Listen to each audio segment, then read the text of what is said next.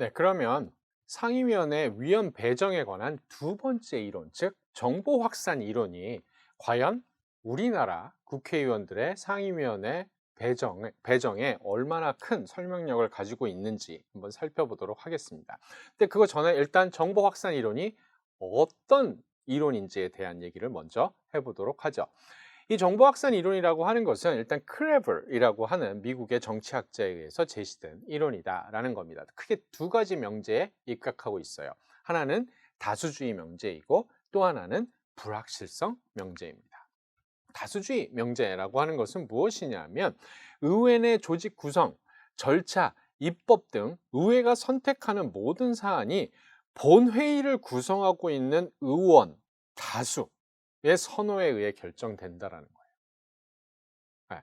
그러니까 뭐 정당이나 뭐 이런 것들이 아니라 본회의를 구성하고 있는 개별 의원들의 다수에 의해서 이제 모든 것들이 결정이 된다라는 그런 입장입니다. 그래서 상임위 구성도 본회의의 선호를 반영하는 본회의 다수겠죠. 본회의 다수의 선호를 반영하는 차원에서 결정이 되는 것이다 라고 얘기를 합니다.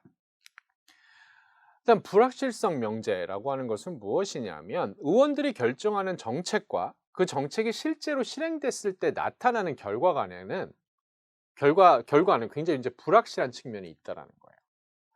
그러니까 크레블은 이제 의원들에게 있어서 중요한 것은 정책이 만들어내는 결과다라는 겁니다.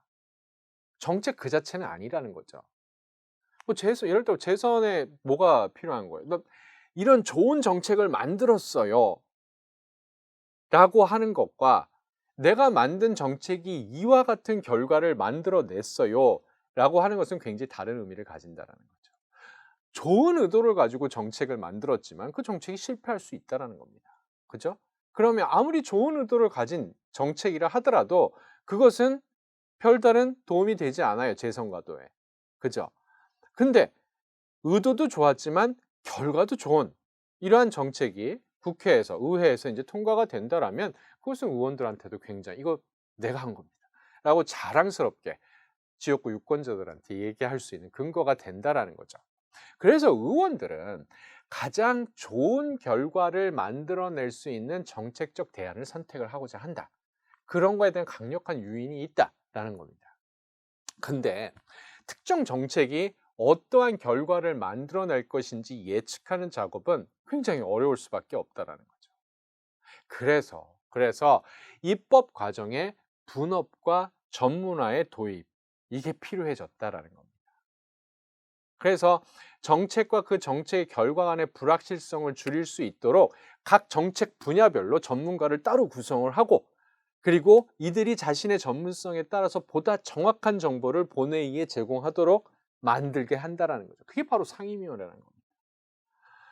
그러니까 정책이 어떤 결과를 만들어낼 것인지에 대한 그 불확실성을 상임위원회가 가지고 있는 그 전문성을 통해서 줄여지는 역할을 한다라는 거죠. 그리고 어떠한 정책이 좋은 것인지에 대한 그 정보를 본회의에 전달하는 역할을 하는 것. 이게 바로 상임위원회다라는 그러한 얘기입니다. 아, 이러한 정보 확산 이론이 과연 한국의 그 상임위원회 배정에도 적용이 될 수 있느냐라는 것. 이것은 두 가지 핵심적인 명제와 관련이 있습니다. 그러니까 다수주의 명제와 불확실성 명제가 우리나라 국회 상임위원회 배정을 설명하는 데 있어서 얼마나 설명력을 가지고 있느냐 하는 문제와 연결이 된다라는 거죠.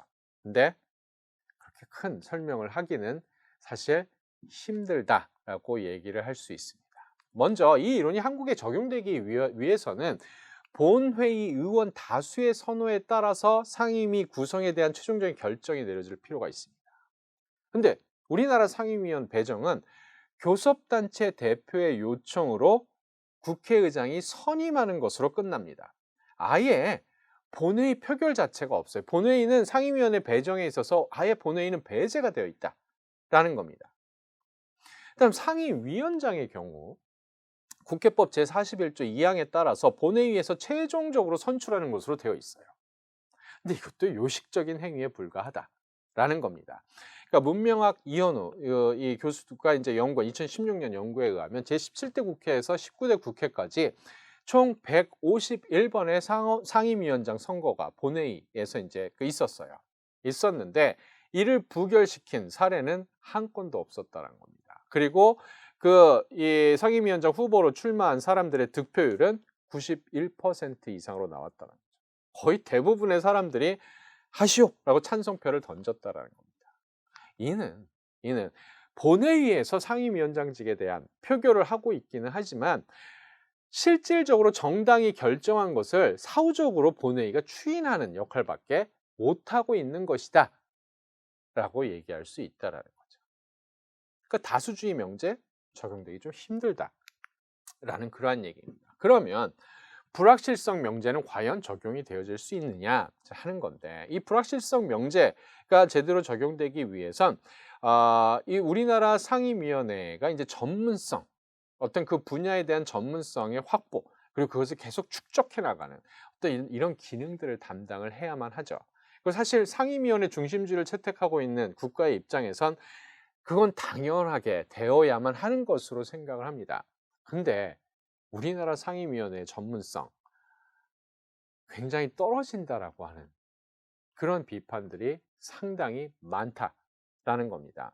그러니까 전문성을 확보 축적하기 위해서 이 상임위원회 제도가 존재한다라기보단 2년 개선, 그러니까 전반기 후반기로 나눠가지고 이렇게 서로 개선 제도가 있잖아요.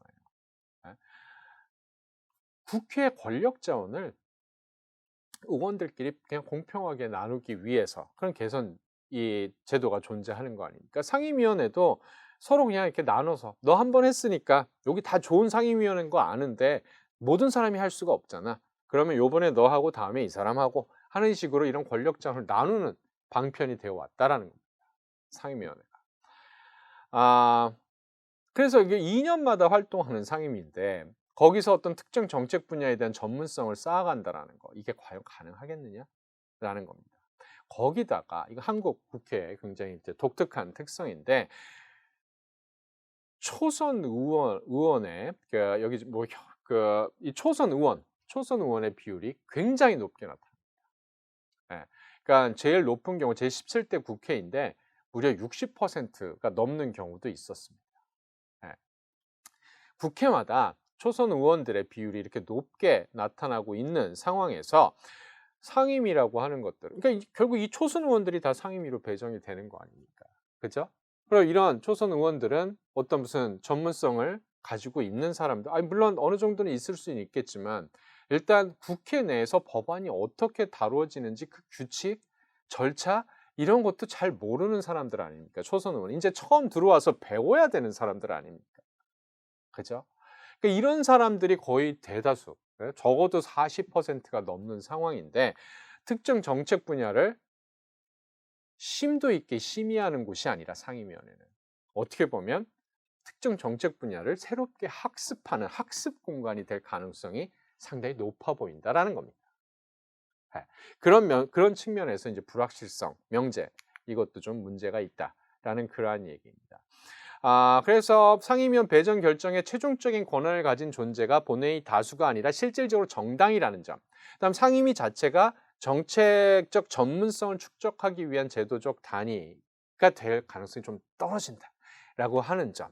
이런 점을 놓고 볼 때 결국 정보 확산 이론의 핵심적인 명제, 다수주의 명제와 불확실성 명제가 한국에 적용되기는 좀 힘들 것 같다라고 얘기할 수 있습니다.